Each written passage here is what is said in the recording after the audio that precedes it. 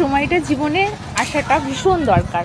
কেন বলছি বলবো, কারণ খারাপ সময় যদি তোমার জীবনে আসে তাহলে ভাববে তোমার সাথে কিছু ভালো হবে, তোমার জন্য কিছু ভালো অপেক্ষা করছে।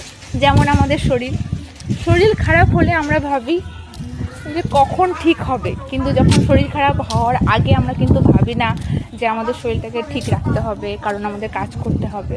এবার শরীর থাকলে তো শরীর খারাপ করবে, তাই বলে শরীর খারাপ নিয়ে যে আমাদের বসে থাকলে তো চলবে না, না আমাদের কাজ করতেই হবে। তো এটাই বলার যে শরীর খারাপ নিয়েও আমাদের কাজ করতে হবে, ভালো নিয়েও কাজ করতে হবে, কাজ করতেই হবে। আমি প্রত্যেকটা ভিডিওতে খালি বলি না উপার্জন উপার্জন উপার্জন, কেন বলি জানো? কারণ আমি কাজকে খুব ভালোবাসি। সে যে কোনো কাজ, আমি প্রত্যেকটা কাজ সম্মান দেওয়া উচিত প্রত্যেকটা কাজকে, আর আমি প্রত্যেকটা কাজকে রেসপেক্ট করি মন থেকে।